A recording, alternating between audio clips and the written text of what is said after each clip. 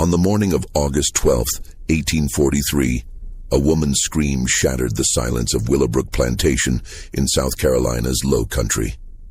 What Catherine Hargrove witnessed in her husband's private quarters that morning would trigger a scandal so devastating that newspapers refused to print the details for 60 years. Within 3 days, over 300 citizens gathered in Beaufort's town square to witness a punishment so brutal that witnesses carried the memory to their graves.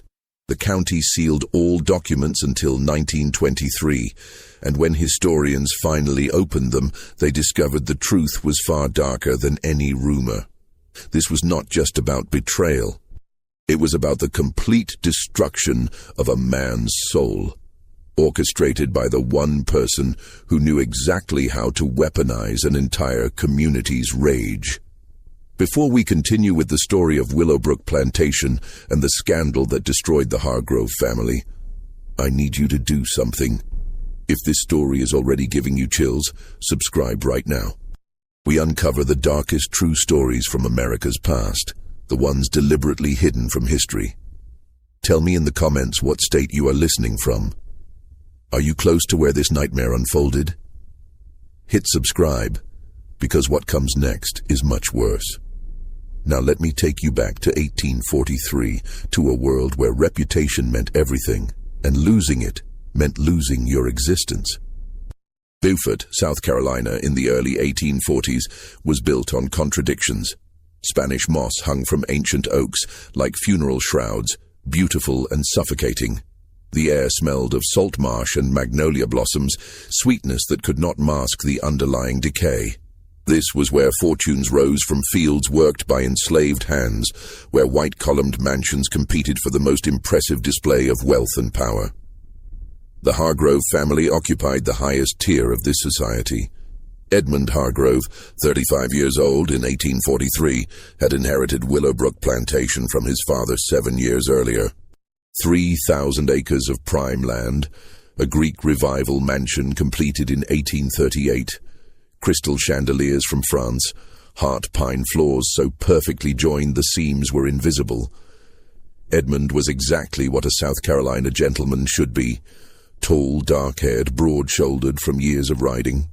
He dressed impeccably, spoke with the measured cadence of old money, served on the town council, held position as church deacon.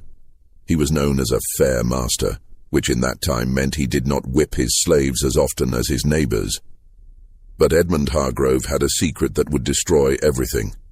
Catherine Hargrove, born Catherine Pemberton, had married Edmund in 1837. She came from Charleston wealth that rivaled the Hargroves. The marriage had been arranged, as most were, a union designed to strengthen both families. She was beautiful in the way Southern society demanded. Pale skin protected from sun, dark hair perfectly arranged, waist corseted to fashionable narrowness. She had been educated at Charleston's finest academy, trained in French, piano, watercolors, and the subtle art of managing a household while appearing to do nothing. Their wedding had been the social event of the season. 400 guests at St. Michael's Church. Everyone said they made a perfect couple. Everyone said their children would be beautiful. But 6 years into marriage, there were no children. This was whispered in parlors, always with that mixture of pity and judgment society reserved for women who failed their primary duty. Catherine felt the weight of those whispers. She saw Edmund's mother's thinly veiled disappointment. She knew her value diminished with each passing year. What Catherine did not fully understand was why there were no children, why Edmund came to her bed so rarely, why he seemed distant, his mind elsewhere even when his body was present. The truth lived in the quarters behind the main house. The truth had names: Marcus, Samuel, and Daniel. Marcus was 24, son of the Plantation's head cook, light-skinned with features that hinted at mixed ancestry no one spoke of openly. He had worked in the main house since 15, first as footman, then as Edmund's personal valet. He was intelligent, able to anticipate needs before they were spoken, moving through the house like a shadow. Samuel was 26, working the stables. Darker than Marcus, muscular from physical labor, with hands equally skilled at managing horses and repairing leather. He had quiet dignity, an inner strength slavery could not quite break. Edmund had noticed him 3 years earlier, begun finding reasons to visit the stables more frequently. Daniel was 21, a house carpenter skilled at detailed woodwork the plantation required. He was slight, almost delicate, with long fingers and an artist's eye. He rarely spoke, his voice soft and careful when he did. He had learned early that invisibility meant survival. Edmund had been careful, so very careful. He met them separately, never together, always late at night in the East Wing where Catherine never ventured. That section was supposedly being renovated, closed off, unused. Edmund had created a sanctuary there, a room with its own entrance from the gardens, simple but comfortable furnishings, a large bed, heavy curtains, a lock, oil lamps casting soft, forgiving light. For 3 years this arrangement continued. Edmund maintained his public persona perfectly. Church every Sunday. Business conducted with ruthless efficiency. Smiles at his wife across dinner tables. And late at night, while Catherine slept in her separate bedroom as was proper, Edmund descended the servants' stairs and crossed through darkened gardens to the East Wing, where one or more of the 3 men would be waiting. These men had no choice. They were property. When their master summoned them, they came. Whether they felt desire, fear, resignation, or complicated mixtures of all 3, their feelings were irrelevant. Survival meant compliance. Refusal meant punishment, sale, separation from family. So they came, when called, kept silent, told themselves they were at least safe from field work that broke other men's bodies, at least had slightly better food, slightly better clothing, small privileges Edmund granted in exchange for their silence and their bodies. But secrets, no matter how carefully guarded, reveal themselves eventually. In a house where dozens of enslaved people moved through shadows, where wives lay awake listening to creaking floorboards, where jealousies and resentments simmered beneath every interaction, a secret this big could only stay hidden so long. Catherine had noticed things, small things at first. Edmund always locking the East Wing door. Him seeming energized certain mornings, almost cheerful, after weeks of distant moodiness. Marcus moving through the house with particular tension, eyes never quite meeting hers. Samuel always in the garden late at night when he should be in the quarters.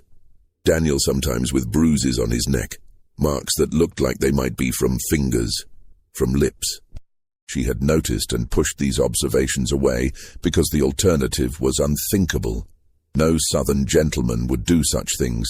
Impossible, unnatural, against God and nature and every law of civilized society. But Catherine was not a fool. She had been raised in a world where women learned to observe, to read subtle signs men thought they were hiding. 6 years as wife to an increasingly distant husband, enduring pitying looks and whispered conversations, feeling her worth diminish with each childless year. And slowly, like water seeping through foundation cracks, truth had begun penetrating her carefully maintained denial. On the night of August 11th, 1843, Catherine made a decision. She would know the truth. Whatever it was, however terrible, she would see it with her own eyes. Catherine waited until the house was dark and still. She heard Edmund's footsteps in the hallway, heard him descend the servants' stairs. She gave him 10 minutes, enough time to reach the East Wing, to settle in, to believe himself safe. Then she rose from her bed, wrapped a dark shawl around her white nightgown, and followed. The garden was illuminated only by quarter moon and faint glow from slave quarters. Catherine moved carefully, bare feet silent on brick paths. She could hear cicadas in trees, distant river sounds, her own heart pounding so hard she thought it might wake the entire plantation. She reached the East Wing. The side door was slightly ajar. Light flickered from within, casting shifting shadows. Catherine approached slowly, breath shallow, hands trembling. She looked through the gap in the door. The room was larger than expected, furnished with care that made clear this was no temporary arrangement. The bed dominated the space, covered in fine linens Catherine recognized as missing from household inventory. Oil lamps cast warm light across the scene. Edmund was on the bed, unclothed, his body intertwined with three others. Marcus, Samuel, and Daniel were with him, moving together in ways that left no doubt about what was happening. The sounds, the intimacy, the obvious familiarity of their movements spoke of ongoing, practiced, comfortable relationship. Catherine's hand flew to her mouth, stifling the scream rising in her throat. She stood frozen, unable to look away, unable to process what she was seeing. Her husband, the respectable planter, church deacon, pillar of society, engaging in acts that were not only illegal, but considered the deepest possible depravity. In 1843 South Carolina, what Catherine witnessed was a crime punishable by death. Not just for Edmund, but for Marcus, Samuel, and Daniel as well. The law made no distinction, showed no mercy. The act itself was called sodomy, though that word was rarely spoken aloud. It was considered abomination, sin so terrible that even discussing it could corrupt decent people. Catherine watched perhaps 30 seconds, though it felt like eternity. She watched Edmund kiss Marcus with tenderness she had never experienced in their marriage. She watched Samuel's hands move across Edmund's back with obvious familiarity. She watched Daniel whisper something that made Edmund laugh, genuine, unguarded laugh she had not heard in years. In that moment, watching her husband show more authentic emotion and desire with three enslaved men than he had ever shown with her, Catherine felt something cold and hard crystallize in her chest. Not just betrayal, though that was present. Not just humiliation, though she felt that too. What she felt was rage, pure, focused, calculating rage. She had given this man 6 years of her life, endured whispers and judgment, diminished herself trying to be the perfect wife. And all the while, he had been here, in this room with these men, living his true life while she lived a lie. Catherine backed away from the door, mind already racing. She returned to the house, climbed stairs to her room, sat at her writing desk. Her hands were steady now, breathing calm. She lit a candle and pulled out paper. She began to write 3 letters, one to Edmund's mother, one to Sheriff Charles Dunmore, one to Edmund himself. In each, she described what she had witnessed, sparing no necessary detail to convey the full horror. She sealed all 3 letters, then walked to Edmund's door and slid his letter underneath. She returned to her room and lay in bed, fully dressed, waiting for sunrise. Edmund found the letter at dawn. He picked it up, broke the seal, read. Color drained from his face. Hands began shaking. He read 3 times, as if repetition might change the words. Catherine had seen him. She knew everything.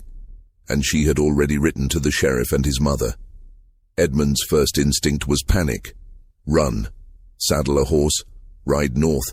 Disappear. But where would he go? He was a plantation owner whose entire identity was tied to this land. He had no skills beyond managing enslaved labor and maintaining social position. Without Willowbrook, without the Hargrove name, he was nothing. His second instinct was denial. Perhaps he could convince Catherine she misunderstood. But even as these thoughts formed, he knew they were desperate and foolish. Catherine had described details proving beyond doubt she had witnessed exactly what she claimed. His third instinct was rage. How dare she threaten him? But that rage died quickly, because Edmund knew the truth. He had betrayed her, lived a lie, and in the rigid moral universe of antebellum South, what he had done was unforgivable. He walked to Catherine's bedroom and knocked. No answer. He tried the handle. Locked. He knocked again, harder. "Catherine, we must talk, please." Her voice came from behind the door, calm and cold. "There is nothing to discuss, Edmund. The letters have been sent. Sheriff Dunmore will arrive within the hour. Your mother shortly after. I suggest you use whatever time remains to make peace with God, since you will have no peace in this world." Edmund pressed his forehead against the door. "Please, Catherine, I can explain. Explain how you have spent 3 years defiling yourself and your slaves. Explain how you have made mockery of our marriage and our name. There is no explanation that matters, Edmund. You are a sodomite. That is what you are. That is all you are. And everyone will know it by sunset. Sheriff Dunmore arrived at 7:30 with 2 deputies. Catherine met them at the door, still in nightclothes with wrapper thrown over. She invited them inside, offered coffee, explained the situation with calm, measured tone of woman reporting a property dispute. The sheriff was large, 60 years old, gray beard, eyes that had seen every variety of human wickedness. He had known Edmund since Edmund was a boy, attended the wedding, been guest at Christmas parties. As he listened to Catherine describe what she witnessed, as he read her detailed account, his face darkened with betrayal, mixed with disgust, mixed with cold determination of a man who knew exactly what the law required. These are serious charges, Mrs. Hargrove. The most serious a man can face in this state. I am aware, Sheriff, which is why I sent for you immediately. My husband is in his study. The 3 slaves he was with are in the quarters. I want them all arrested. I want this handled according to the full extent of the law. The sheriff nodded slowly. Where did this incident occur? The East Wing. There is a room there, furnished for this purpose. You will find everything exactly as I described. Sheriff Dunmore motioned to his deputies. They moved through the house with Catherine leading. She showed them the East Wing, the side door, the room itself. The bed was still unmade, lamps still burning low. Evidence of what occurred was everywhere, impossible to deny. The sheriff's jaw tightened. This was violation not just of law, but of entire social order. Edmund Hargrove was one of the wealthiest men in the county, respected citizen, community leader. And now he would have to be destroyed, publicly and completely, because the alternative was to let such behavior stand unpunished, which would shake the very foundations of their society. Arrest Mr. Hargrove, the sheriff told his deputies. Bring him to town jail, then go to quarters and arrest the 3 slaves, Marcus, Samuel, and Daniel. The deputies moved to the study. Edmund did not resist. He stood when they entered, set down his glass, held out wrists for shackles. His face was blank, empty of expression. He looked at Catherine once as they led him past her in the hallway. She met his gaze without flinching. I hope you understand what you have done, Edmund said quietly. This will destroy you as much as it destroys me. Catherine smiled, a cold, terrible smile. I know exactly what I have done.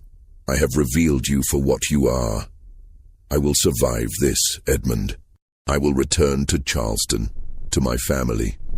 I will be the wronged wife, the innocent victim of your depravity. But you will be nothing. Just a name people whisper about, a cautionary tale, a warning about consequences of unnatural vice.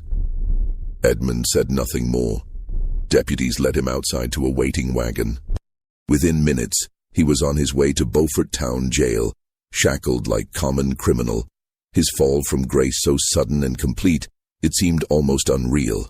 Marcus, Samuel, and Daniel were taken from quarters in chains. Their families watched in silent horror, understanding their loved ones were caught in something that would likely end in death. In 1843, South Carolina, slaves had no legal defense against such charges. If a white man claimed they participated in sodomy, their guilt was assumed. By noon, all 4 men were locked in separate cells. By evening, everyone in Beaufort knew. The news spread like wildfire, whispered in shops and parlors, discussed in horrified tones over dinners, debated in taverns. Edmund Hargrove, the respectable planter, was a sodomite, caught in the act with 3 male slaves. His wife had discovered him and reported him to law. The scandal was so enormous it dwarfed every other topic. Nothing else mattered except this one terrible revelation. The week between Edmund's arrest and his trial felt suspended in time, as if all Beaufort was holding its breath. The town had never experienced scandal of this magnitude. Murder they had seen, theft, adultery, drunkenness, violence, all the usual sins had passed through the courthouse. But this was different. This touched something deeper and more terrifying, a violation so profound it threatened the very order of their world. Judge Howard Middleton presided over Beaufort County's legal proceedings. 68 years old, War of 1812 veteran, known for strict law interpretation and unwavering commitment to maintaining social order. When he received documents related to Edmund's arrest, he sat in chambers for over an hour, reading and rereading charges. He had known Edmund since childhood, signed the marriage license, approved loans for Willowbrook expansion. Now he was being asked to preside over Edmund's destruction. The law was clear. South Carolina statutes defined sodomy as the abominable crime against nature, prescribing punishment of either death or such lesser penalty as court deemed appropriate. Those statutes strongly implied death was preferred. No ambiguity, no room for interpretation. The act itself, if proven, demanded harshest consequences. But Judge Middleton faced complications. Edmund was white, wealthy, from founding family. Marcus, Samuel, and Daniel were enslaved, property, legally worth perhaps $800 each. Law theoretically applied equally, but in practice everyone knew enslaved people would be punished more severely and quickly. The question was how to handle Edmund without creating precedent that might threaten other wealthy white men with secrets they preferred hidden. On August 15th, Judge Middleton called private meeting. Present were Sheriff Dunmore, County Prosecutor Richard Fellows, 3 prominent citizens including mayor and 2 church deacons. Catherine was not invited, nor was anyone representing Edmund. "Gentlemen," the judge began, "we face situation requiring both justice and discretion. Charges against Mr. Hargrove are supported by unimpeachable evidence. His wife witnessed the crime directly. Physical evidence corroborates testimony. If this were any other man, any man of lesser standing, we would proceed directly to conviction and sentencing without hesitation. But it is not any other man." Mayor Thomas Pritchard interjected, "It is Edmund Hargrove. His family has been part of this community 3 generations. His plantation employs hundreds, directly or indirectly. If we execute him, what happens to his slaves, his property, the debts he owes and debts owed to him?" Prosecutor Fellows, thin man with wire-rimmed spectacles, shook his head firmly. "With respect, Mayor, we cannot allow wealth or status considerations to interfere with justice. If we treat Mr. Hargrove differently than we would treat poor farmer or shopkeeper, we undermine entire foundation of law. Crime is same regardless of who commits it." "Fellows is right," Sheriff Dunmore added. "I have the man in my jail, 3 slaves who participated. If we let any escape justice, what message does that send? That wealthy can do whatever they wish? That law only applies to common folk?" Reverend Samuel Cartwright spoke, voice grave with moral certainty. "This is not merely legal matter, gentlemen. It is spiritual crisis. What Mr. Hargrove has done is abomination before God. It corrupts natural order, threatens moral foundation of our society. If we show mercy, soften punishment, we suggest such behavior is somehow forgivable. We cannot do that. We must not." Judge Middleton nodded slowly. "Then let me propose a course of action. We will hold trial. Present evidence, given circumstances, conviction is certain. But I will use discretion in sentencing. Mr. Hargrove will not be executed." The room erupted in objections, several men speaking at once. Judge raised hand for silence. "Hear me out. Death would be mercy for man in his position. Quick end, closed coffin, private burial. His family could mourn and move on. No, what I propose is worse than death. Public punishment of such severity that Edmund Hargrove will wish we had hanged him. Destroy not just his body but his soul, his reputation, his very identity. Make entire community witness it, so everyone understands exactly what happens to men who commit this crime." "What form would this punishment take?" Prosecutor asked. Judge Middleton's expression was cold, calculating. "The pillory and whipping post in Town Square, but not for hour or 2, for 3 full days. Locked in pillory from dawn to dusk, exposed to elements, insects, jeers and curses of anyone who passes. And at noon each day, public whipping. Not enough to kill him, but enough to scar permanently. enough to ensure for rest of his life he carries marks of shame on his body. Room fell silent. Even men most insistent on harsh punishment seemed taken aback by brutality of proposal. "And the slaves?" Reverend Cartwright asked quietly. "They will be hanged," Judge said without hesitation. "They are property who corrupted their master. They seduced him into depravity. They will serve as example of what happens when slaves step beyond their place." "Executions will precede Mr. Hargrove's punishment by 1 day, so he knows what his actions have cost them." Sheriff Dunmore frowned. "That is not just, Your Honor. By all accounts, Hargrove initiated these relationships. Slaves had no choice, could not refuse their master. Justice and necessity are not always aligned, Sheriff. Law requires all participants in sodomy be punished. More importantly, white citizens need to see natural order restored. White men may fall, but they fall from great height. Slaves who participate in such acts must be eliminated entirely. It is harsh, but only way to maintain control." Men exchanged glances. Slowly, reluctantly, they nodded agreement. Solution satisfied no one completely, but balanced competing demands of law, social hierarchy, and need to make example that would resonate far beyond Beaufort.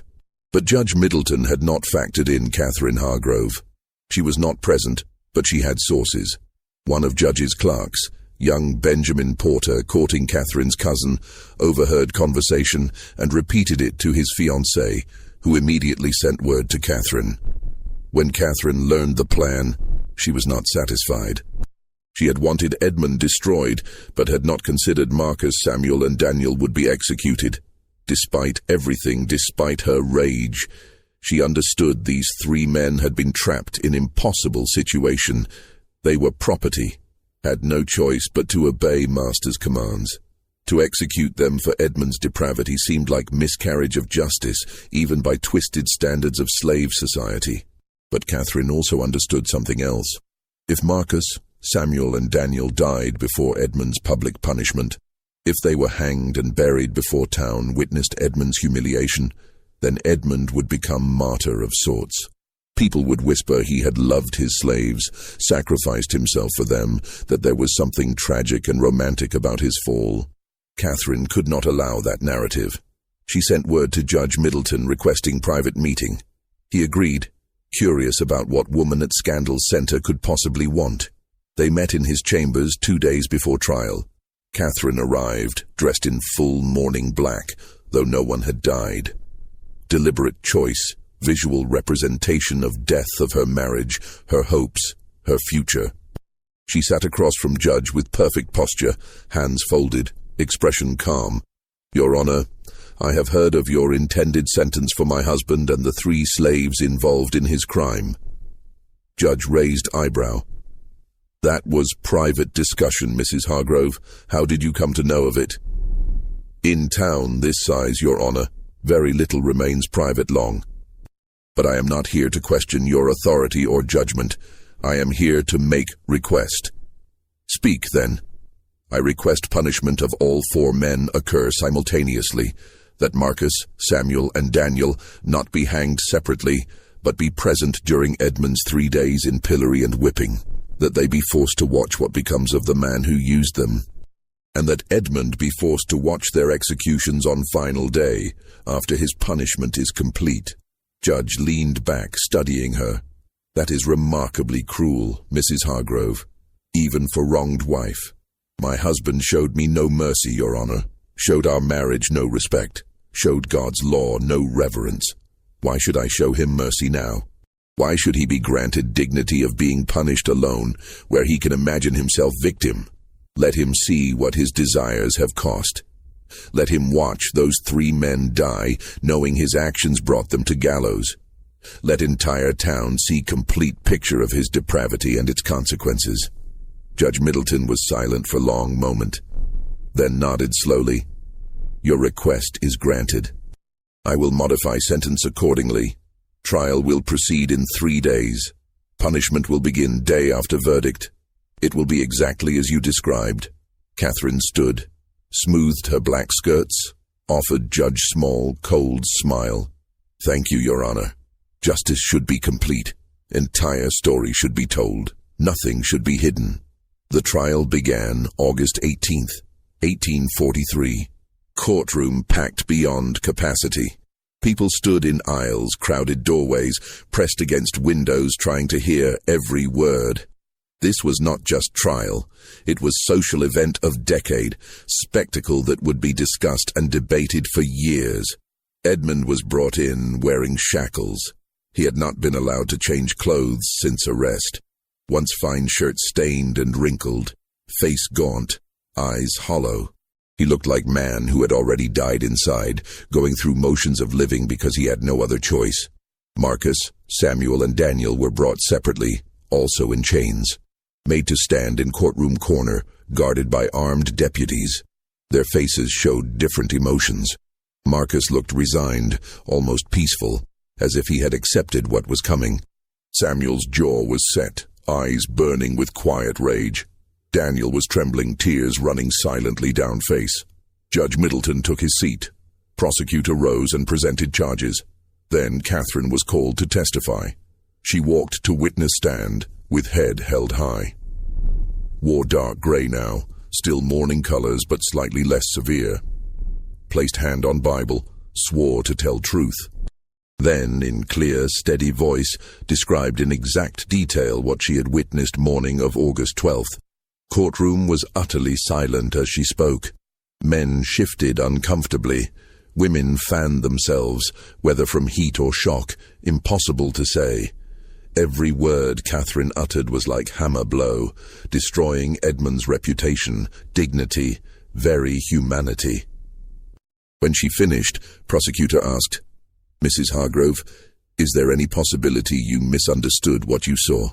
"No, sir. No possibility of misunderstanding. What I witnessed was clear, unmistakable, and deliberate. My husband was engaged in act of sodomy with 3 male slaves. He was not coerced, not confused. He was participating willingly and enthusiastically in acts that violate every law of God and man." Defense attorney young William Crawford, assigned to Edmund's case and clearly wishing he had not been, stood for cross-examination. "Mrs. Hargrove, is it possible your husband's behavior was result of temporary insanity, that he was not in right mind?" Catherine's eyes narrowed. "My husband has been engaging in this behavior for at least 3 years, Mr. Crawford. That is not temporary insanity. That is deliberate choice. That is who he is." Crawford tried few more questions, but each only made Edmund's situation worse. Finally sat down, defeated, no defense to be made, evidence overwhelming, witness unshakable. Edmund was asked if he wished to testify. He shook his head. What could he possibly say? Truth was undeniable. Marcus, Samuel, and Daniel were not allowed to testify. Slaves could not give evidence in court except in limited circumstances, and this was not one. Their guilt was assumed based on Catherine's testimony and physical evidence. They had no voice, no chance to explain or defend. Simply stood in corner, waiting for inevitable verdict. Judge Middleton addressed jury, though everyone knew their decision was predetermined. "Gentlemen of jury, you have heard testimony, seen evidence. Law is clear on this matter. Sodomy is crime of highest order, abomination that threatens moral fabric of our society. You must now determine whether accused are guilty of this crime." Jury deliberated less than 10 minutes. When they returned, foreman stood and delivered verdict. "We find defendant, Edmund Hargrove, guilty of sodomy." Murmur ran through courtroom. Some voices expressed satisfaction, others sounded shocked, even though outcome had been certain. "We find slaves Marcus, Samuel, and Daniel guilty of sodomy and of corrupting their master." This verdict delivered more quietly, almost as afterthought. 3 men's fate had never been in question. They were already dead in eyes of law. Jury simply made it official. Judge Middleton nodded. "Court accepts verdict. We will proceed to sentencing." He paused, letting tension build. Every person leaned forward, waiting to hear what punishment would be decreed. "Edmund Hargrove, you have been found guilty of abominable crime of sodomy. Law permits me to sentence you to death, and many believe that would be appropriate punishment. However, I believe death would be too merciful. You have violated not just law, but sacred trust of your position. Corrupted your slaves, abused authority, brought shame upon family and community. Edmund closed eyes, waiting for sentence to continue. Therefore, I sentence you to 3 days of public punishment. You will be locked in pillory in town square from dawn to dusk each day. At noon each day, you will receive 20 lashes with whip. You will be marked permanently, so for rest of your life, you carry evidence of your crime upon your body, and you will witness execution of 3 slaves whose lives you destroyed with your unnatural desires. Gasp went through courtroom. 3 days in pillory was brutal enough, but 60 lashes total would leave man scarred and broken. Forcing Edmund to watch executions was psychological torture many found excessive, even given severity of crime. As for Marcus, Samuel, and Daniel, Judge continued, turning to face 3 enslaved men, you are sentenced to death by hanging. Execution will take place in town square on afternoon of 3rd day of Edmund Hargrove's punishment, so he may witness consequences of corruption he brought upon you. Daniel collapsed. Deputies caught him before he hit floor, held him upright. Samuel's face remained impassive, but hands clenched into fists. Marcus looked directly at Edmund for first time since trial began, and expression on his face was not anger or fear. It was something worse. It was pity. Judge Middleton struck gavel. This court is adjourned. Sentence will be carried out beginning tomorrow at dawn. May God have mercy on all your souls. Courtroom erupted in conversation as people filed out. Some satisfied justice had been served, others disturbed by severity. Many already planning to attend public spectacle, drawn by morbid curiosity and knowledge they were about to witness something that had never happened in Beaufort before. Catherine left without looking at Edmund. She had achieved what she set out to do. Truth was public. Edmund was destroyed. She would soon be free to leave this place and never return. Morning came too quickly. Sun rose over Beaufort, casting golden light across town square. Already people were gathering, chairs set up for prominent citizens. Others stood in groups talking in low voices. Children were kept home, but teenagers and adults filled square until there was barely room to move. In center stood pillory, wooden frame with holes for head and hands, and beside it, whipping post, thick wooden pole with iron rings for securing condemned. Both had been freshly painted, as if someone wanted them to look their best for this historic occasion. At dawn, Edmund was brought from jail. He wore only trousers, torso bare, feet without shoes, hands bound behind back. Deputies led him to pillory and locked him in position, head and hands secured, body bent forward, completely immobilized. Morning sun was already hot. Within an hour, Edmund was sweating. Within 2 hours, flies had found him. Within 3 hours, his back was burning from sun exposure and legs shaking from strain of standing in one position. And people watched. Some jeered and called insults. Others simply stared in silence. Few felt pity, but kept it to themselves, knowing expressing sympathy for Sodomite would bring suspicion on their own character. Catherine arrived mid-morning, accompanied by 2 female relatives from Charleston, who had come to support her. She stood at distance from pillory, not close enough to speak to Edmund, but close enough that he could see her if he raised eyes.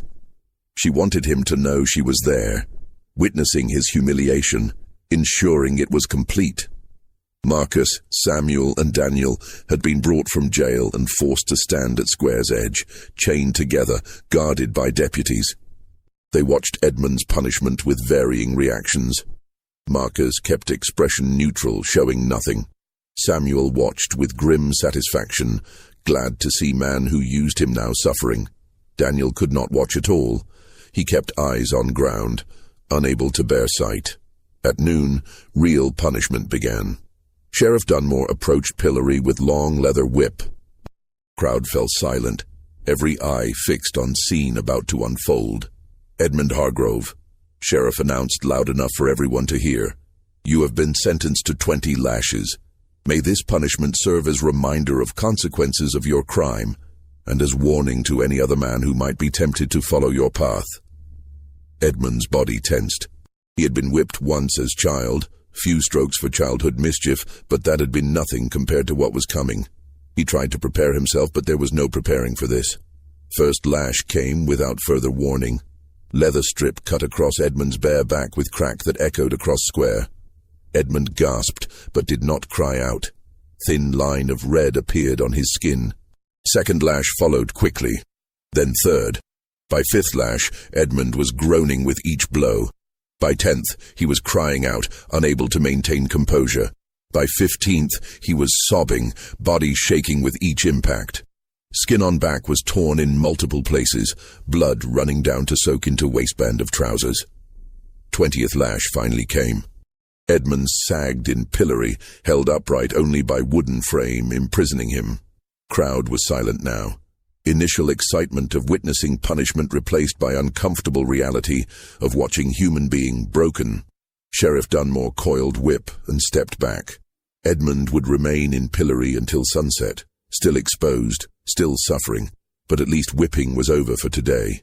He drifted in and out of consciousness as afternoon stretched endlessly.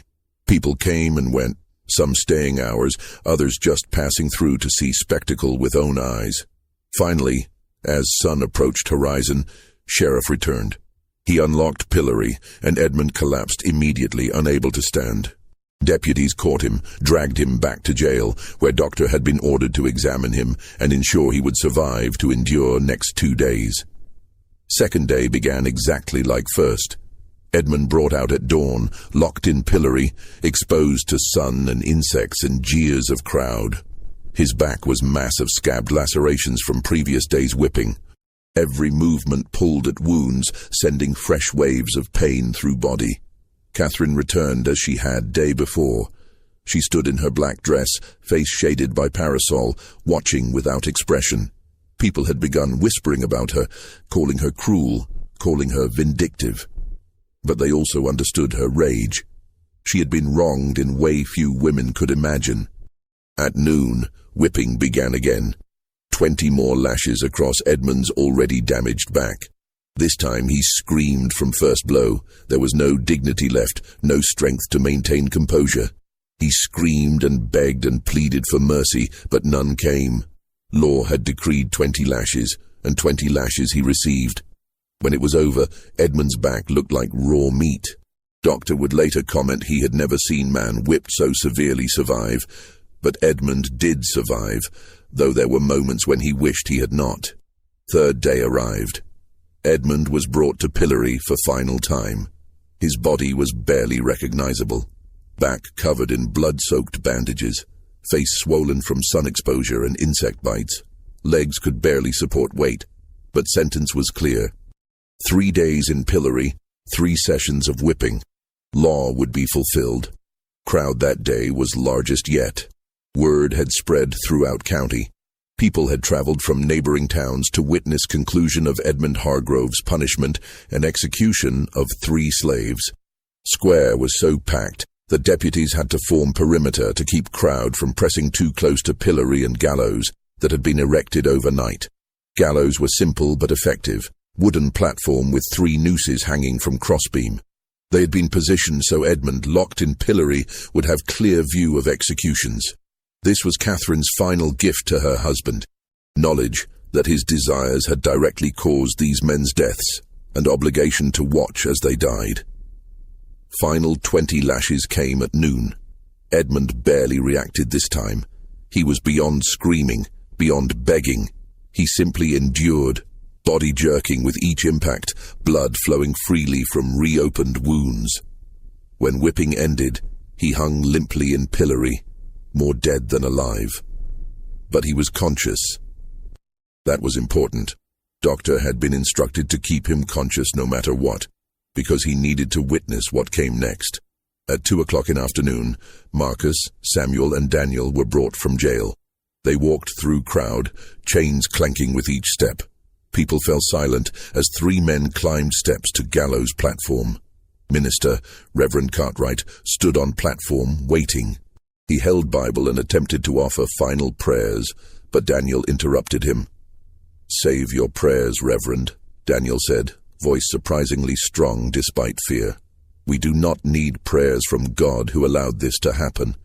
If there is God who sees what is happening here today and does nothing to stop it, then that God is no God at all. Reverend recoiled as if struck. You blaspheme in your final moments?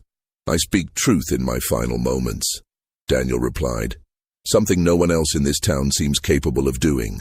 Samuel spoke next, looking out at crowd. You call us criminals. You call us corruptors. But we never had choice. When our master called us, we came. That is what slaves do. We survive however we can. And now you kill us to protect your own sense of order. Remember that. Remember what you did here today.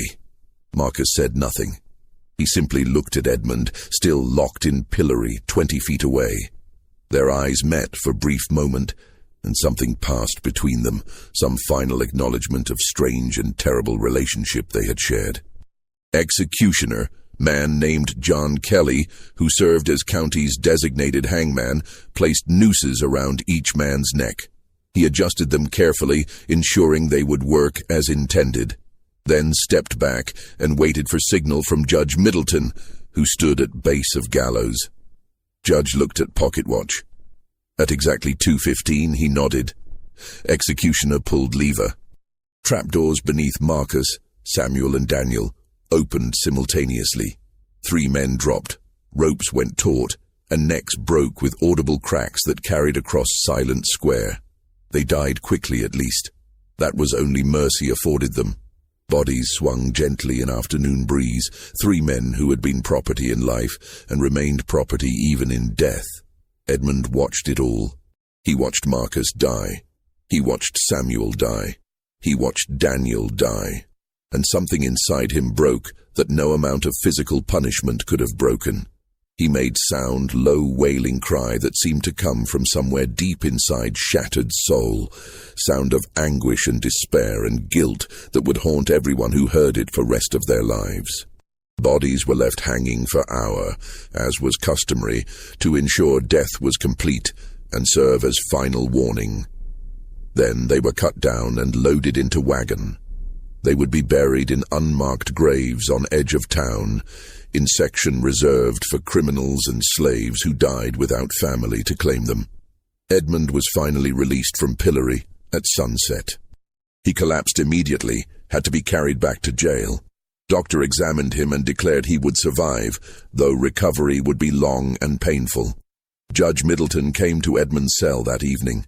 He looked down at broken man lying on cot, barely conscious, covered in bandages, spirit as damaged as body. Mr. Hargrove, you have served your sentence. You are free to go. But understand this. You are no longer welcome in Beaufort, no longer welcome anywhere in South Carolina. If you remain here, if you attempt to reclaim your property or position, you will find society has closed its doors permanently. My advice is to leave. Go west, go north, go anywhere but here, and pray no one where you land ever learns your name or history. Edmund said nothing. There was nothing to say. His life as he had known it was over. Everything he had been, everything he had worked for was gone. He was ghost now, living reminder of what happened to men who violated unwritten rules of Southern society. 3 days later, after enough recovery that he could stand and walk with assistance, Edmund left Beaufort. He took nothing but clothes on back, and small amount of money court had allowed him to keep from sale of possessions. Willowbrook Plantation was sold at auction to pay debts. Enslaved people, including Marcus's wife Rachel, were sold separately to various buyers throughout region. House was purchased by family from Charleston, who renamed it and tried to erase all connection to Hargrove name. Edmund disappeared into vastness of America. Some said he went to Texas. Others claimed he died within year, unable to survive without privilege and protection he had always known. Few whispered he went to California during Gold Rush, lost himself among thousands of other men running from their pasts. But no one knew for certain. Edmund Hargrove simply ceased to exist, as thoroughly as if he had been executed alongside Marcus, Samuel, and Daniel. Catherine returned to Charleston as she had planned. She resumed maiden name, Pemberton, and told everyone her husband had died. Incensed, this was true. Man she had married no longer existed. Her family welcomed her back, sympathetic to ordeal, understanding she had been innocent victim of monstrous deception. She never remarried. She lived quietly, managing inheritance, attending church, maintaining appearance of respectable widow. But people who knew her said something had changed in her eyes, something hard and cold that had not been there before. She had destroyed her husband completely, and in doing so, perhaps destroyed something in herself as well. Years passed. Scandal of Willowbrook Plantation faded from immediate memory, though it remained cautionary tale whispered to young men about consequences of unnatural vice. County documents remained sealed, as Judge Middleton had ordered, protecting reputations of families involved. But in 1897, 54 years after events occurred, something unexpected happened. Young historian named Thomas Bradford, researching antebellum South Carolina for his doctoral thesis, applied for access to sealed county records.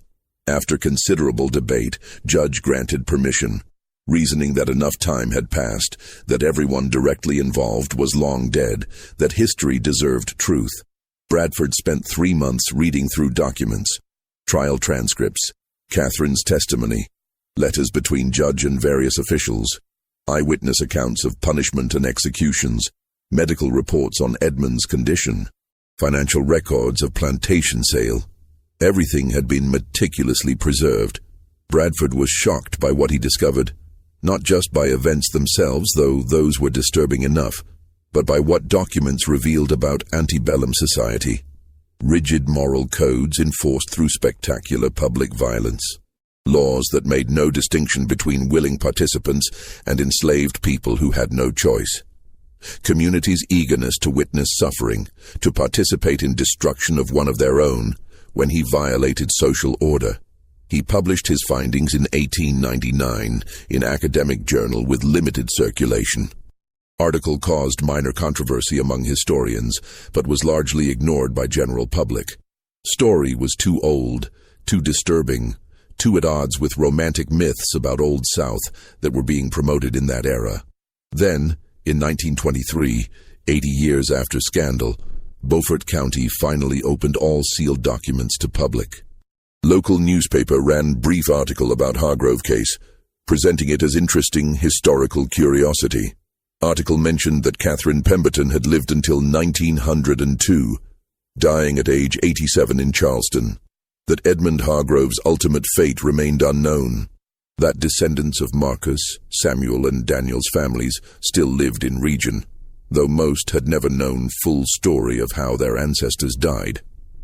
Article concluded with observation that seemed to miss entire point. It was different time, with different standards of morality and justice. We can only be grateful that we live in more enlightened era. But was it really so different? That was a question that haunted few people who truly understood story. Laws had changed, yes. Public executions were no longer permitted. Torture was no longer legal punishment. But human capacity for cruelty in service of maintaining social order, for using law to destroy those who threatened established hierarchies, for creating scapegoats and demanding blood sacrifices to appease collective fear and rage. Had any of that truly changed? In 2015, Small Historical Society in Beaufort erected marker near site where gallows had stood in 1843. Marker acknowledged that 3 enslaved men, Marcus, Samuel, and Daniel, last names unknown, had been executed on this spot for crimes that modern understanding recognized they could not have refused to commit. Marker called it injustice, called it tragedy, called it reminder of laws and social systems that valued property rights over human dignity. Marker said nothing about Edmund Hargrove, nothing about Catherine, nothing about 3 days in pillory or 60 lashes that left permanent scars. That part of story remained too uncomfortable, too complex, too resistant to simple moral lessons about past injustices. because Edmund was both perpetrator and victim. He had used his power to coerce enslaved men into sexual relationships, making him abuser regardless of his own desires.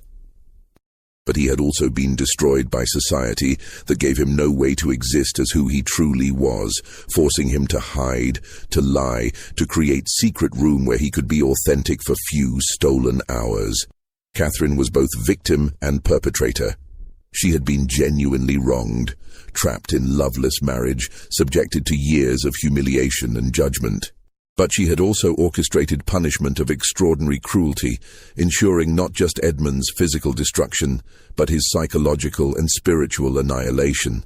Marcus, Samuel, and Daniel were purest victims in story, men who had no choices, no power, no voice, who were used and then executed to maintain social order they had no role in creating.